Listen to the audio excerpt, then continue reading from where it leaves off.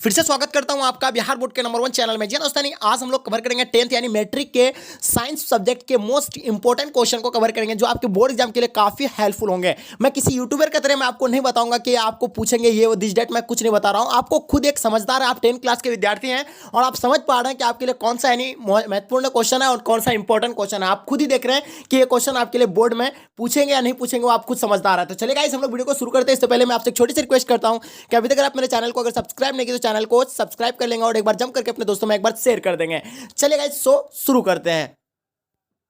तो जैसे कि आपके देख रहे हैं, आपके स्क्रीन पे आ चुका फर्स्ट क्वेश्चन। क्या करा है इसमें कि उत्तल दर्पण में किस प्रकार का प्रतिबिंब बनता है? वास्तविक, आभासी, वास्तविक या तथा आभासी या इनमें से कोई नहीं। तो राइट आंसर क्या हो जाएगा? एक नंबर का option number B will be the right answer हो जाएगा, यानी आभासी। ठीक है, चलिए क्वेश्चन देखते हैं। अवतल लेंस में आवर्धन m बराबर होता है, यानी आवर्धन बराबर होता है। ठीक है, चाहे आपका आवर्धन दिया हुआ रहेगा, m बराबर भी दिया हुआ रहेगा। तो इसका राइट आंसर क्या हो जाएगा? यानी u v बटे u हो जाएगा। Option number D will be the right answer हो जाएंगे। चलिए क्वेश्चन आगे फिर हम लोग देखते हैं जो आपके स्क्रीन पे आ चुका है। ध्यान से देखिएगा। प्रकाश के अपवर्तन के कितने नियम होते हैं? तो आपको पता ही होगा, प्रकाश के जो अपवर्तन के जो नियम होते हैं वो कितने नियम होते हैं? यानी 2 नियम होते हैं। प्रकाश के परावर्तन के भी 2 नियम होते हैं और प्रकाश के अपवर्तन के भी 2 नियम होते हैं। चलिए क्वेश्चन आगे देखते हैं हम लोग। जैसे आपकी स्क्रीन पे, निर्गत किरण एवं अभिलंब के बीच के कोण को कहते हैं, क्या कहते हैं? आपतन कोण कहते हैं, परावर्तन कोण या निर्गत कोण, या इनमें से कोई नहीं। तो आप 4 नंबर का राइट आंसर क्या हो जाएगा? यानी C number, option number C will be the right answer हो जाएगा, यानी निर्गत कोण कहते हैं। ठीक है, चलिए क्वेश्चन देखते हैं। निम्न में से कौन ऐसे व्यक्ति जो नेत्रदान नहीं कर सकते हैं?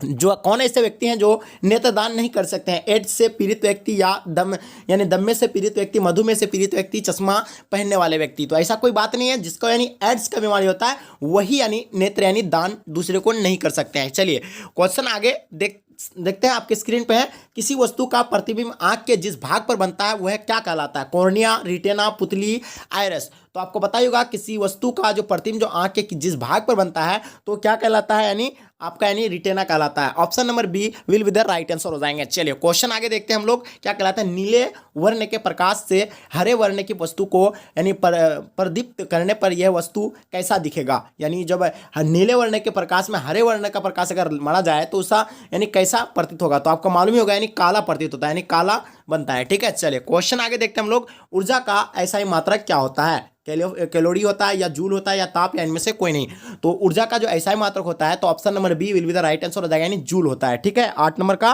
Right answer option number B will be the right answer हो जाएंगे। चलिए क्वेश्चन देखते हैं हम लोग। परिपथ में विद्युत धारा की माप किससे की जाती है? वोल्टमीटर से, एमीमीटर से, गैलोरीमीटर से, या इनमें से कोई नहीं।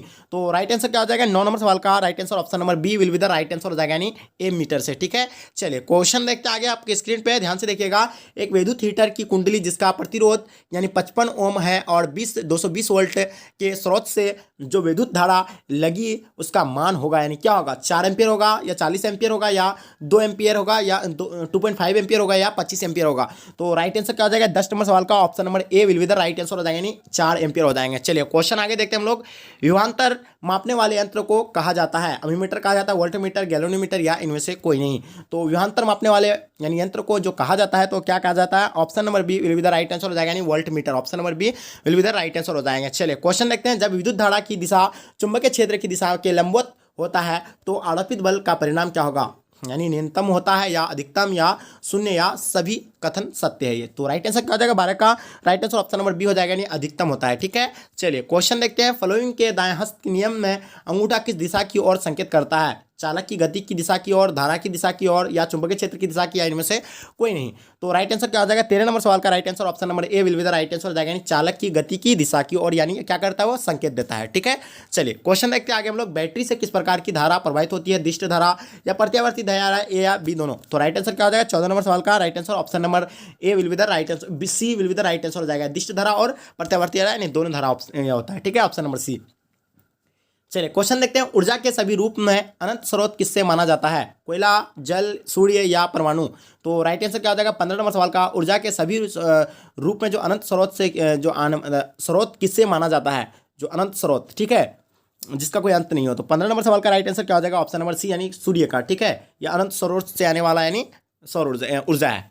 ठीक है। चलिए क्वेश्चन देखते हैं हम लोग। सूर्य के प्रकाश में हमें जिस गर्मी को अनुभवी होती है उसमें कौन सा विकिरण उपस्थित होता है? पैगरावैगनी किरण और यानी औरावती विकिरण या एक्स किरण या गामा किरण? तो राइट आंसर क्या हो जाएगा? 16 नंबर सवाल का right answer option number B will be the right answer हो जाएगा, यानी औरक विकिरण। ठीक है, option number B will be the right answer हो जाएगा।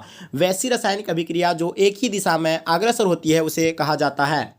अनुत्तरकर्मानीय या उत्कर्मानीय या संयोजन या अपघटन? तो राइट आंसर क्या हो जाएगा? 17 नंबर सवाल का right answer option number A will be the right answer हो जाएगा, यानी अनुत्तरकर्मानीय। ठीक है, चलिए क्वेश्चन आगे देखते हैं हम लोग। साग सब्जियों का विघटन होकर कंपोस्ट बनाना किस प्रकार की अभिक्रिया है?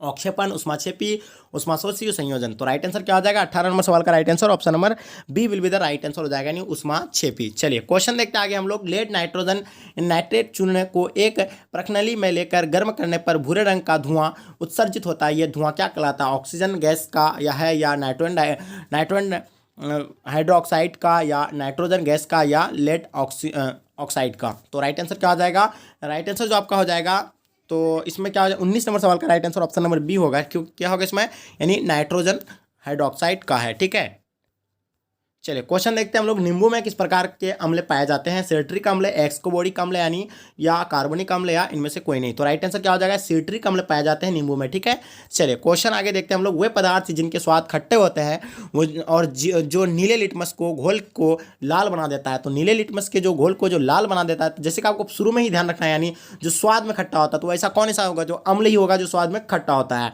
चलिए क्वेश्चन देखते हैं हम लोग। सोडियम हाइड्रोक्साइड का पीएच मान क्या होता है? तो सोडियम हाइड्रोक्साइड का जो पीएच मान होता है वो 14 होता है। ठीक है, जितना यानी पीएच मान कम होगा उसका अम्लता उतना यानी अधिक होगा। ठीक है, जैसे 7 से मतलब कम होने वाला तो यानी 7 से जितने सारे यानी होगा वो 7 से कम, यानी तो ये क्या हो जाएगा? यानी अम्ल हो जाएगा। 7 से अधिक क्षारीय और 7 में जो रहेगा वो उदासीन हो जाएगा। चलिए, नाइट्रोजन डाइऑक्साइड के धुएं का रंग होता है, क्या होता है? तो राइट आंसर क्या हो जाएगा? 23 नंबर सवाल का राइट आंसर बताना है। 23 का राइट आंसर क्या हो जाएगा? बिल्कुल 23 का ऑप्शन नंबर आपका A will be the right answer हो जाएगा, यानी क्या? भूरा हो जाएगा। चलिए क्वेश्चन आगे देखते हैं। लिटमस रंजक बैगनी रंग का होता है जो निकाला जाता है लाइकेन द्वारा, लाल पत्ता गोभी या हल्दी या पेटूनिया फूल द्वारा? तो राइट आंसर क्या हो जाएगा? 24 नंबर सवाल का right answer option number A will be the right answer हो जाएगा, यानी लाइकेन हो जाएंगे। ठीक है, चलिए क्वेश्चन देखते हैं। निम्न में से कौन अवधातु हैं? हाइड्रोजन, जिंक, मैग्नीशियम, लोहा? तो राइट आंसर क्या हो जाएगा? 25 नंबर सवाल का right answer option number A will be the right answer हो जाएगा, यानी हाइड्रोजन। ठीक है, चलिए क्वेश्चन देखते हैं हम लोग। कौन सा धातु जल में डालने पर तैरने लगता है? पोटेशियम, मैग्नीशियम, कैल्शियम या निकेल? तो सभी को पता है, यानी कौन सा धातु जो जल में डालने पर तैरता है, यानी कैल्शियम तैरता है। Option number C right answer हो जाएगा 26 का। ठीक है, चलिए क्वेश्चन देखते हैं। लोहा में जिंक लेपित करने की क्रिया को क्या कहते हैं? संरक्षण कहते हैं, गैल्वेनीकरण कहते हैं, पानी चढ़ाना या विद्युत अपघटन? तो राइट आंसर क्या हो जाएगा? 37 नंबर सवाल का right answer option number B, यानी गैल्वेनीकरण। Option number B will be the right answer हो जाएगा। कार्बन क्या है? कार्बन धातु है, अधातु है या उपधातु? ये बहुत ही इंपॉर्टेंट क्वेश्चन है। तो राइट आंसर क्या हो जाएगा? Option number B will be the right answer हो जाएगा, यानी अवधातु। ठीक है, चलिए ग्लूकोज का रासायनिक सूत्र क्या होता है? तो ग्लूकोज का रासायनिक सूत्र बहुत ही आसान है, यानी C6H12O6। ठीक है, चलो तो आप लोग को चीनी का रासायनिक सूत्र बताना है कमेंट सेक्शन में। ठीक है, जितने सारे बच्चे को मालूम है वो सारे बताएंगे। चीनी का रासायनिक सूत्र बताना है। मैथुनिक अम्ल का सामान्य नाम क्या है? फॉर्मिक अम्ल, एसिडिक अम्ल, यानी प्रोपियोनिक अम्ल या ब्यूटायरिक अम्ल? तो राइट आंसर क्या हो जाएगा? मैथुनिक अम्ल का जो सामान्य नाम है वो क्या, यानी फॉर्मिलिक अम्ल कहा जाता है उसको। 30 नंबर सवाल का option number A will be the right answer हो जाएगा। चलिए, आवर्त सारणी के शून्य समूह का तत्व है? हाइड्रोजन, हीलियम, कार्बन डाइऑक्साइड या कैल्शियम? तो राइट आंसर क्या हो जाएगा? 31 नंबर सवाल का right answer option number B will be the right answer हो जाएगा, यानी हीलियम। ठीक है, चलिए क्वेश्चन देखते हैं हम लोग। समूह में ऊपर नीचे जाने पर परमाणु साइज में क्या परिवर्तित होता है? समूह में ऊपर से यानी नीचे जाने पर परमाणु साइज क्या होता है? यानी घटता है, बढ़ता है या स्थिर रहता है? तो 32 नंबर सवाल का यानी ऑप्शन नंबर सी, यानी बढ़ता है। जब समूह से ऊपर से यानी जब ऊपर से नीचे आए तो बढ़ता है, जब नीचे से ऊपर जाता है वो घटता है। ठीक है, ये चीज़ आपको ध्यान रखना है। रक्तचाप यानी रक्तदाब मापने वाले यंत्र को क्या कहता है? ये सभी बहुत ही इंपॉर्टेंट है। स्फैग्नोमीटर option number A will be the right answer हो जाएगा, यानी रक्तमापी यंत्र कहा जाता है इसे। ठीक है, चलिए क्वेश्चन आगे फिर हम लोग देखते हैं जो आपके स्क्रीन पे आ चुका है, ध्यान से देखिएगा। मनुष्य में मुख्य श्वसन अंग क्या है? ट्रैकिया, नाक, क्लोम या फेफड़ा? तो मनुष्य में जो मुख्य श्वसन अंग जो होता है वो आपको जानते ही हैं, फेफड़ा से मनुष्य लेता है। ठीक है, तो राइट आंसर क्या हो जाएगा? 34 का आपका option number D will be the right answer हो जाएंगे। ठीक है, चलिए क्वेश्चन देखते हैं आगे हम लोग। मनुष्य में पाचन की क्रिया शुरू होती है छोटी आंत से, अमाशय से, मुख गुहा से या बड़ी आंत से? तो सभी को पता है, यानी मुख गुहा से यानी शुरू हो जाता है, जहाँ से लार यानी अपना पाचन क्रिया शुरू कर देती है। चलिए, क्लोरोफिल वर्णक का रंग कैसा होता है? हरा, नीला, लाल, सफेद।